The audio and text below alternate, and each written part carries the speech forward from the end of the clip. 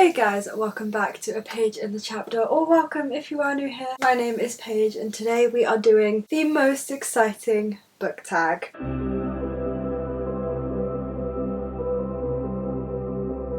This is a tag that was created by Emma over from Bookbreak, so go and follow Bookbreak. But Emma also has her own YouTube channel called Drinking by My Shelf, which is a channel that inspired the creation of this channel. So when I saw this tag, I knew that I had to do it. This is a lovely short tag about just things that you're excited that are coming up in the BookTube community. And just the sun is shining, I'm in the mood to be in a good mood. So let's just discuss some things that I'm excited about. If you guys like seeing tags and like this classic BookTube content, then do feel free to hit that big red subscribe button down below and watch some of my other videos. I post a tag monthly, a wrap up monthly, a TBR monthly, so you can make sure that you never miss those. I also have all of these things listed in playlists such as TBRs, wrap-ups and BookTube classics. If you want to see all the tags and classic BookTube videos, do feel free to go and watch those. Thank you guys for watching this video, and I will leave the original video down in the description box. And with that, let's get into the tag questions. So the first question is, what are the 3 most exciting books that you have hauled recently? The first book is Writers and Lovers by Lily King. This is a book that I have considered purchasing on many an occasion and kept talking myself out of it. I would literally pick up the book, be holding the book, be in various stages towards purchasing this book, and always I would end up putting it back or just convince myself that it isn't for me. And that's because this follows our main character Casey, and she is entering her 30s and she feels completely lost. The relationship that she was in has ended. The book that she spent all of her 20s working on is kind of just like hit a wall. She can't make any progress with it. Her mum has recently died, and it just feels like everything in her life is going wrong and she has no idea how to cope with these things when she is very much an adult now. And so when she meets 2 different men who she can picture 2 very different lives with, it is very much about her having to grow up and choose herself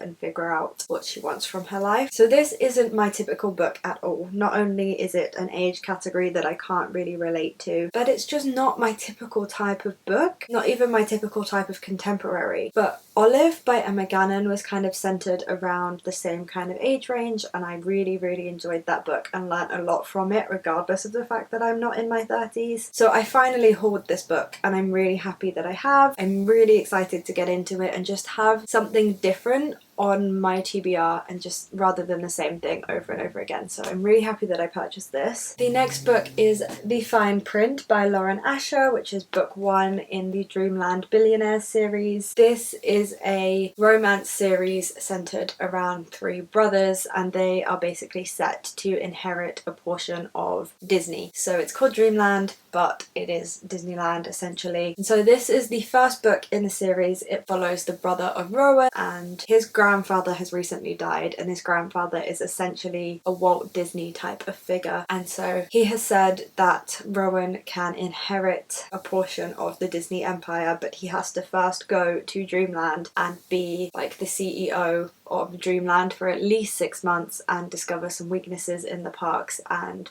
basically make the parks better. And when Rowan is there, he meets our main character Zara, who is the sunshine to his grumpy, is everything that he is not, believes in magic and the wonderfulness of Dreamland. These 2 form an unlikely friendship. So I love the setting of this book. I love this idea of like Dreamland, and I'm very much in a Disney phase at the moment. I'm also very much in a romance mood, so I'm just super excited about this book, and I have since read it and I was right to be excited about it. And then the final book is the most exciting book I have ever hauled, and that is because it's taken me over 10 months to find this book in a bookstore. Now I know I could have just ordered it online, but something about buying it in a bookstore, and then I had spent so long looking for it in a bookstore that I just couldn't get myself to give in and order it online. I just felt like I had to keep going, and I finally found it. I had to take a trip to Manchester to find it, but I did find it, and that is Gideon the Ninth by Tazmyn Muir. I don't really know what happened. Essentially, from the conversations that I was having with booksellers and things like that, is that this book went into a reprint, and so no one had any stock of it. But clearly it's out now.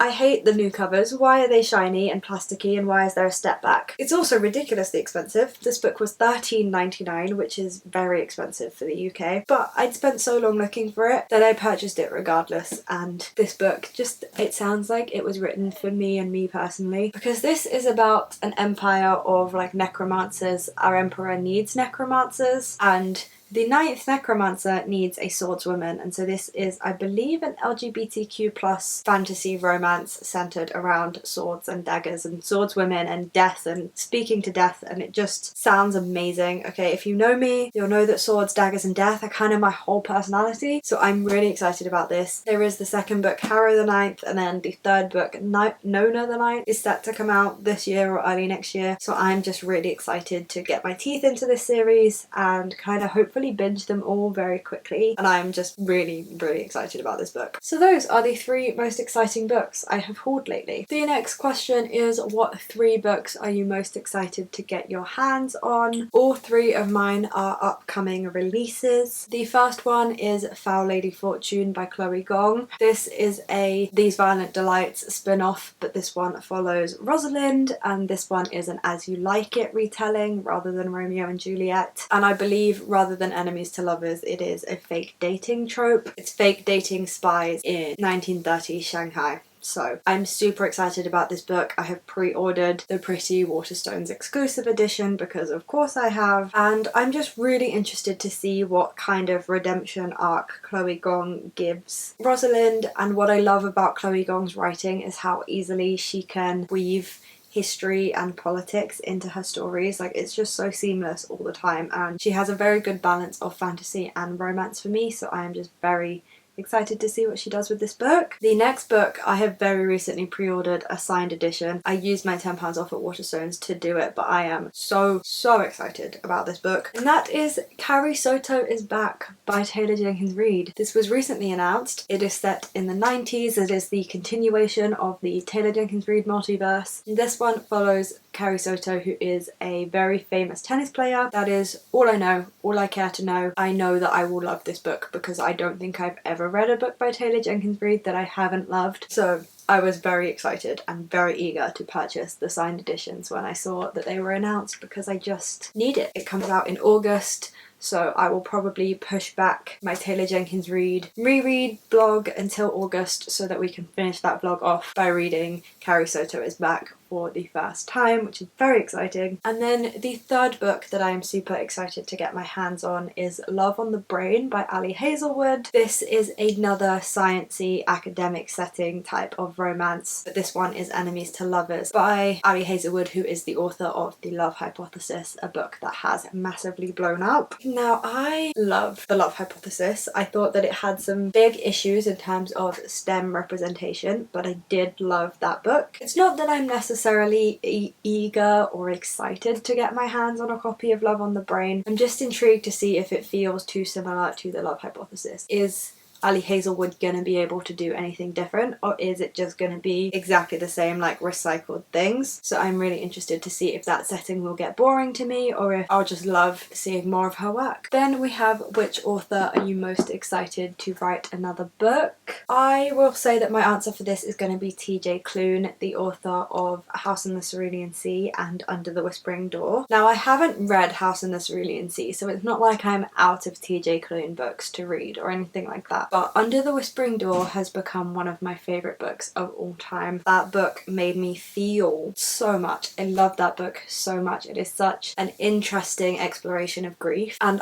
it was done in a really cozy way. Like, who would think to explore grief by using a setting of a tea shop between life and death? Like, it was just so cozy and amazing, and I would love to see what else TJ Klune can do. It seems like all of his books are very strange and wonderful and abstract concepts, and I just love books that feel really weird in terms of how the hell do you come up with that idea type of books, and he seems to do those, so I'm really intrigued to see what else he can come out with. Which is the series you're most excited to get the next installment of? I feel a little bit called out by this question because, as we know, I am terrible at finishing series, so I am now no longer allowed to start new ones. But because I'm so terrible at series and haven't been allowed to start new ones, all of the books that I'm currently in the middle of, or all of the series that I'm currently in the middle of. All of the books in them have been published. They're all finished. I just haven't finished them yet. So the only series that I think is left to come out with a book would be the Hades and Persephone series by Scarlett Sinclair. This is a Hades and Persephone romance retelling, and it's set in a world where the Greek gods are known and they exist pretty much as like big celebrities, and Persephone is a god but no one knows that she's a god, and she doesn't have any powers, and so she just wants to exist as a human, as a journalist, but she gets sucked into a deal with Hades and the gods by accidentally writing a scathing article about Hades and his behaviour. Now, is this one of my favourite series of all time? No. Do I necessarily recommend this series?